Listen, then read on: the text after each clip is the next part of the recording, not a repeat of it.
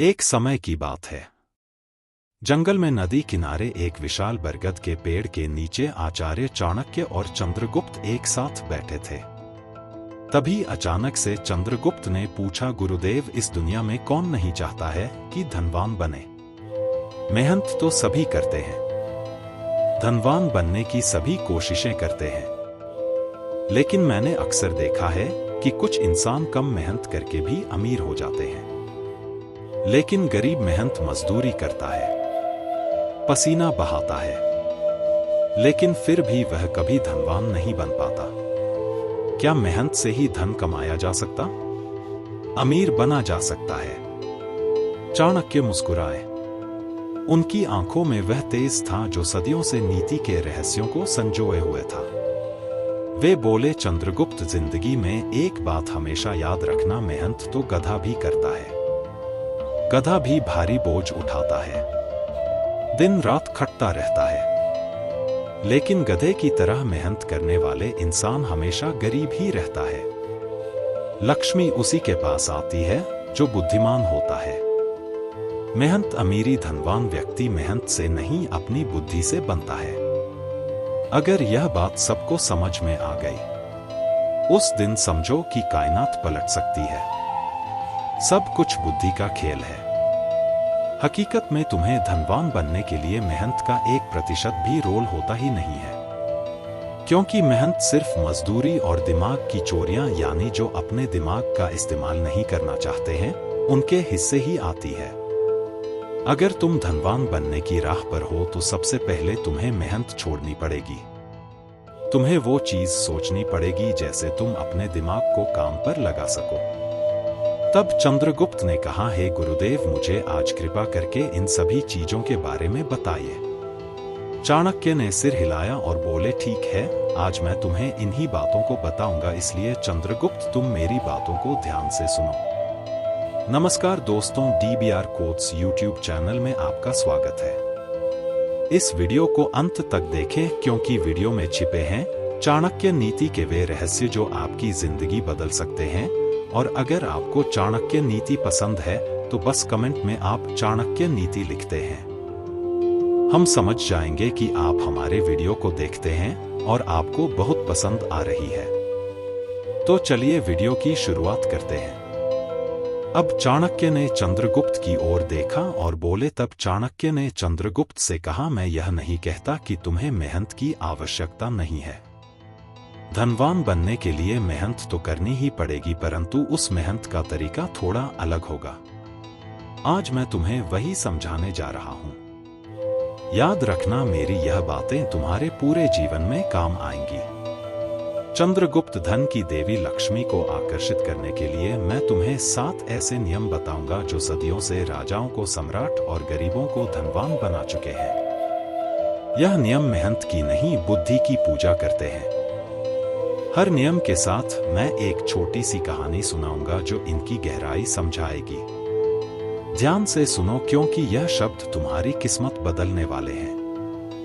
नियम नंबर 1, लक्ष्मी बुद्धि की दासी है, श्रम की नहीं। चाणक्य बोले, पहला नियम यह है कि लक्ष्मी बुद्धि की दासी है, श्रम की नहीं। जो व्यक्ति अपने मस्तिष्क से निर्णय लेता है, जो जानता है कि कब किसके लिए और कितना परिश्रम करना है, वही लक्ष्मी को बांध सकता है। केवल मेहनत करने से लक्ष्मी नहीं आती। नीति से मेहनत को दिशा दो, तभी वह फल देती है। बिना दिशा के मेहनत वैसी ही है जैसे हवा में उड़ते कागज का टुकड़ा, बहुत घूमेगा लेकिन कहीं नहीं पहुंचेगा। अब चाणक्य ने एक छोटी सी कहानी सुनाई। एक बार की बात है, एक छोटे से गांव में एक किसान रहता था। नाम था हरिया। हरिया दिन रात खेतों में पसीना बहाता था। सुबह सूरज उगते ही हल चलाता, शाम ढलते तक फसल काटता। लेकिन हर साल उसकी फसल सूख जाती, क्योंकि वह कभी मौसम की समझ नहीं रखता था। पड़ोस का एक दूसरा किसान मूला कम मेहनत करता था। वह साल में सिर्फ 2 बार खेत में जाता, एक बार बुवाई के लिए, दूसरी बार कटाई के लिए। लेकिन मूला मौसम के संकेतों को पढ़ता था। बादलों की दिशा, हवा की गति, मिट्टी की नमी। वह जानता था कि बारिश कब आएगी, कौन सी फसल बोनी है। नतीजा हरिया का खेत बंजर रहता, जबकि मूला का खेत सोने जैसा चमकता। एक दिन हरिया मूला से बोला, भाई तू कम काम करता है, फिर भी तेरा अनाज बाजार में उड़ जाता है। मूला हंसा और बोला, हरिया मेहनत तो तू करता है, लेकिन बिना दिमाग के मैं मेरी मेहनत को दिशा देता हूँ। चाणक्य ने कहानी समाप्त करते हुए कहा, देखो चंद्रगुप्त हरिया की तरह ज्यादातर लोग मेहनत करते हैं, लेकिन बिना बुद्धि के। बुद्धि का मतलब क्या है? बुद्धि सिर्फ किताबी ज्ञान नहीं, बल्कि व्यावहारिक समझ है।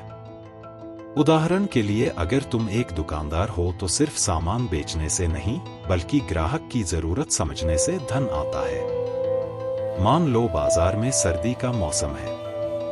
एक दुकानदार ऊनी कपड़े स्टॉक करता रहता है, लेकिन बुद्धिमान दुकानदार देखता है कि लोग चाय की दुकानों पर ज्यादा आ रहे हैं, तो वह चाय का स्टॉल लगाता है। कम मेहनत ज्यादा कमाई। चाणक्य नीति कहती है कि बुद्धि निवेश सबसे बड़ा निवेश है। नियम नंबर 2, धन को पकड़ने से पहले खुद को संभालो। चंद्रगुप्त, सुनो मेरे शब्दों को, जैसे वन्य पशु को बांधने से पहले स्वयं को मजबूत करना आवश्यक होता है। दूसरा नियम यह है, धन दौलत को प्राप्त करने से पूर्व संयम और चरित्र को अपनाओ। जो पुरुष धन के आगमन से पहले ही अपनी इच्छाओं के जाल में फंस जाए, वह धन को कभी स्थिर नहीं रख सकता। लक्ष्मी देवी वहीं निवास करती हैं, जहां आत्मनियंत्रण का दीपक प्रज्वलित रहता है। बिना संयम के धन वह रेत का महल होता है, जिसे प्रलोभन की लहरें एक क्षण में ध्वस्त कर देती है। हे राजकुमार, कल्पना करो कि तुम्हारा राज्य एक विशाल वृक्ष है। यदि जड़ें कमजोर हो तो कितना भी पानी डालो वह सूख ही जाएगा। संयम ही वे जड़ें हैं जो धन को पोषित रखती हैं। संयम का अर्थ है इच्छाओं पर विजय प्राप्त करना, जैसे योद्धा शत्रु पर। प्राचीन ग्रंथों में कहा गया है कि मनुष्य का मन एक अश्व है। यदि उसे लगाम ना दी जाए तो वह घोड़े को कहां ले जाएगा, कोई निश्चित नहीं। धन के संदर्भ में यह लगाम 3 स्तरों पर बांधनी चाहिए: शारीरिक, मानसिक और आर्थिक। शारीरिक संयम से तात्पर्य है कि शरीर को अनावश्यक भोजन या विश्राम से बचाना। जैसे एक राजा यदि प्रतिदिन भोज के अतिरेक में लिप्त रहे तो उसकी शक्ति क्षीण हो जाएगी और राज्य संचालन में थकान आ जाएगी। संयम से शरीर स्वस्थ रहता है, जो कार्य करने की शक्ति प्रदान करता है। मानसिक संयम का स्वरूप है क्रोध और लोभ पर नियंत्रण। क्रोध में लिया गया निर्णय, जैसे युद्ध में आवेशपूर्ण आक्रमण, अक्सर विनाशकारी होता है। चंद्रगुप्त, याद रखो, जब तुम्हारा क्रोध भड़के तो गहरी सांस लो और सोचो, क्या यह निर्णय धन को बढ़ाएगा या घटाएगा। आर्थिक संयम सबसे सूक्ष्म है। हर व्यय से पूर्व प्रश्न करो, क्या यह आवश्यक है? धन को व्यर्थ में नष्ट करना लक्ष्मी का अपमान है। नियम नंबर 3, धन खर्च करने की नीति कमाने से बड़ी होती है। चंद्रगुप्त, अब सुनो तीसरे नियम को, जो धन की आत्मा है। धन कमाना तो एक कला है, जैसे शिकारी का बाण चलाना, किंतु उसे बचाना और वृद्धि करना यह नीति का चातुर्य है। जो पुरुष धन को जहां तहां व्यय कर देता है, वह लक्ष्मी का अपमान करता है और देवी तुरंत परिवर्तन कर लेती है। खर्च की नीति बनाओ। हर स्वर्ण मुद्रा का हिसाब रखो, जैसे राज्य के कोषाध्यक्ष लेखा जोखा रखता है। हे राजकुमार, कल्पना करो कि धन एक अग्नि है। यदि अनियंत्रित जले तो सब जला देगी, यदि नियोजित तो प्रकाश देगी। कमाने से बड़ी है खर्च की नीति, क्योंकि कमाई क्षणिक होती है, किंतु खर्च का प्रबंधन शाश्वत समृद्धि लाता है। इसकी जड़ें प्राचीन अर्थशास्त्र में है। कौटिल्य नीति में कहा गया है कि व्यय नियोजित धन वृद्धि कारक, नियोजित व्यय ही धन की वृद्धि का कारण है। चंद्रगुप्त, खर्च की नीति का स्वरूप 4 भागों में बांटो: आवश्यक, वांछित, बचत और दान। आवश्यक व्यय वह है जो जीवन को चलाए। भोजन, वस्त्र, आवास, वांछित व्यय सुख के लिए, किंतु सीमित बचत व्यय का भाग धन को बढ़ाने के लिए और दान लक्ष्मी को प्रसन्न करने के लिए। यदि तुम्हारी आय 10 मुद्राओं की हो तो 4 आवश्यक पर, 3 वांछित पर, 2 बचत में और 1 दान में लगाओ। यह नीति धन को अपमानित होने से बचाती है। नियम नंबर 4, समय धन से भी मूल्यवान है। हे चंद्रगुप्त मेरे प्रिय शिष्य, अब हम चौथे नियम पर पहुंच चुके हैं जो समय की महिमा का गान करता है। यह नियम न केवल राजा के जीवन का आधार है, अपितु प्रत्येक मनुष्य के लिए अमूल्य ज्ञान का खजाना है। जिस पुरुष ने समय को व्यर्थ गंवाया, उसने असंख्य स्वर्ण मुद्राओं को खो दिया। समय का सदुपयोग करने वाला ही लक्ष्मी को आकर्षित करता है, क्योंकि देवी आलस्य के निवास से दूर भागती है। हर क्षण एक अवसर है, जैसे बीज बोने का समय। हे राजकुमार, समय धन से भी मूल्यवान है, क्योंकि धन खो जाए तो पुनः कमाया जा सकता है, किंतु समय एक बार गया तो लौटकर नहीं आता। यह नियम प्राचीन वेदों और उपनिषदों की जड़ों से उपजा है, जहां काल को ब्रह्मा का स्वरूप माना गया है। हर इंसान के पास जीवन में समान रूप से 24 घंटे मिलते हैं। एक अमीर सेठ के पास 24 घंटे हैं, एक गरीब भिखारी के पास भी 24 घंटे। फर्क कहाँ है? फर्क उपयोग में है। गरीब भिखारी अपने 24 घंटों को फालतू की चीजों में बिताता है। सड़क पर बैठकर व्यर्थ चिंतन, गलत संगति में समय नष्ट या फिर नकारात्मक विचारों में डूबा रहना। वह सोचता है मेरा भाग्य ही खराब है, इसलिए क्या करूं? लेकिन एक धनवान व्यक्ति, एक सफल राजा या व्यापारी अपने 24 घंटों को व्यवसाय, रोजगार और उत्पादक कार्यों में लगाता है। वह सुबह उठकर योजना बनाता है, दिन में कार्य करता है, शाम को चिंतन करता है। यही फर्क है, एक तरफ विनाश, दूसरी तरफ समृद्धि। समय का सदुपयोग बुद्धि को तीक्ष्ण बनाता है। जब तुम प्रत्येक क्षण को उपयोग करोगे तो निर्णय शीघ्र होंगे। राज्य संचालन में 1 मिनट की देरी से शत्रु लाभ ले सकता है। नियम नंबर 5, बुद्धि का निवेश सबसे बड़ा निवेश है। हे चंद्रगुप्त मेरे प्रिय शिष्य, अब हम 5वें नियम पर पहुंच चुके हैं, जो बुद्धि की महिमा का उद्घोष करता है। यह नियम न केवल धन संचय का रहस्य है, अपितु जीवन की सच्ची समृद्धि का आधार भी। धन को वस्तु में ना लगाओ, अपितु बुद्धि में लगाओ। ज्ञान की वृद्धि ही धन को आकर्षित करती है। हे राजकुमार, बुद्धि निवेश धन का मूल स्रोत है, क्योंकि जो बुद्धिमान है वह अवसरों को पहचानता है, जोखिमों से बचता है और निर्णयों से विजय होता है। प्राचीन ग्रंथों में विद्या परमम धनम कहा गया, विद्या ही परम धन है। यह कथन उपनिषदों से लिया गया है, जहां विद्या को अटल धन माना गया है, जो ना चोरी जाता है ना नष्ट होता है। हे चंद्रगुप्त, कल्पना करो कि तुम्हारा राज्य एक विशाल वृक्ष है। जड़ें बुद्धि हैं जो पोषण प्रदान करती हैं। बिना जड़ों के वृक्ष गिर जाता है। बुद्धि निवेश का अर्थ है धन को वस्तुओं जैसे आभूषण या महल में ना लगाना, अपितु ज्ञान में। एक व्यापारी जो केवल सोना खरीदता है वह जोखिम में पड़ता है, किंतु जो बुद्धि में निवेश करता है वह बाजार के रहस्य जान लेता है। बुद्धि से निर्णय सटीक होते हैं। एक राजा जो बिना सलाह के युद्ध करता है हार जाता है, लेकिन विद्वान राजा जैसे विक्रमादित्य ने बुद्धि से साम्राज्य विस्तार किया। दैनिक जीवन में एक किसान जो मौसम का ज्ञान रखता है वह फसल बढ़ाता है। उपाय सरल है, ग्रंथ पढ़ो, अर्थशास्त्र, नीति शास्त्र गुरु से सीखो, सभा में विद्वानों को आमंत्रित करो। चंद्रगुप्त राज्य में भी बुद्धिमान सलाहकार धन बढ़ाते हैं। एक सलाहकार जो अर्थव्यवस्था समझता है, करों को सही लगाता है। पंचम निष्कर्ष, बुद्धि को अपना धन बनाओ। बुद्धि को अपना धन बनाओ।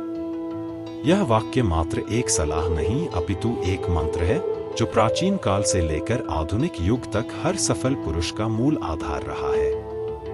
हे राजकुमार, बुद्धि निवेश सबसे बड़ा है। इसे अपनाओ, धन आएगा। जय हो, कल्पना करो। चंद्रगुप्त एक ऐसा राज्य जहां सोना चांदी की नदियां बहती हो, जहां खजाने की दीवारें ऊंची हो, किंतु शासक का मन अज्ञान के अंधकार में डूबा हो। क्या वह राज्य कभी स्थिर रह सकता है? क्या वह धन कभी सुख का कारण बनेगा? नहीं। हे मित्र, असली धन तो वह है जो तुम्हारे मस्तिष्क की कोठरियों में संचित हो। ज्ञान का भंडार, विवेक का प्रकाश और बुद्धि का तेज। यह धन चोरी नहीं होता, नष्ट नहीं होता और ना ही समय के साथ मुरझाता है। यह तो बढ़ता ही जाता है, जैसे कोई वटवृक्ष जो एक बीज से लाखों शाखाओं में विस्तार पा लेता है। बुद्धि को धन बनाने का अर्थ है हर क्षण को एक निवेश का अवसर मानना, हर किताब पढ़ना, हर अनुभव से सीखना, हर गलती को सबक बनाना। यही है वह निवेश जो ब्याज पर ब्याज देता है। अब सोचो, क्या बुद्धि मात्र किताबी ज्ञान है?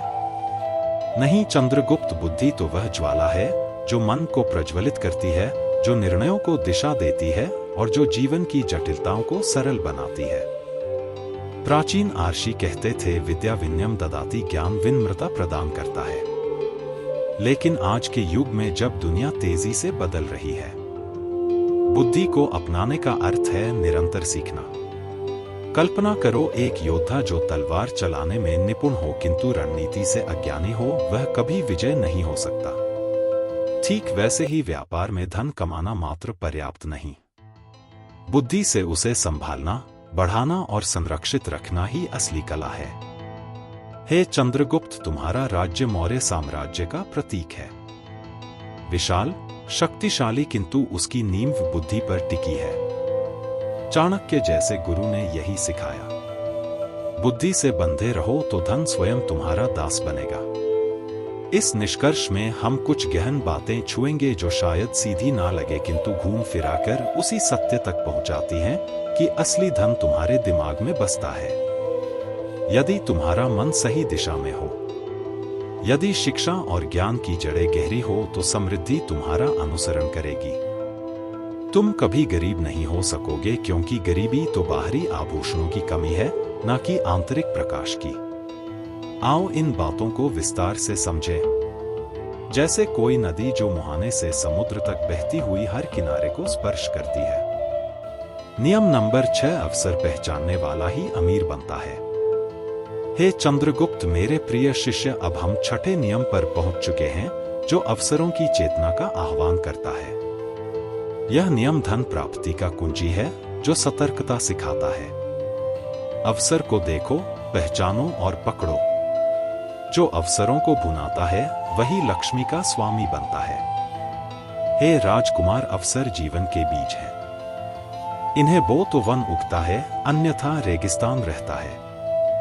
प्राचीन नीति में अवसर काल का उपहार है। हे चंद्रगुप्त, अवसर पहचान की अवधारणा वेदों से उपजी है। ऋग्वेद में समय को एक पशु के रूप में वर्णित किया गया है, जो चंचल और पकड़ने योग्य है। काल पशु अर्थात समय एक पशु है जिसे पकड़ना पड़ता है, अन्यथा वह फिसल जाता है।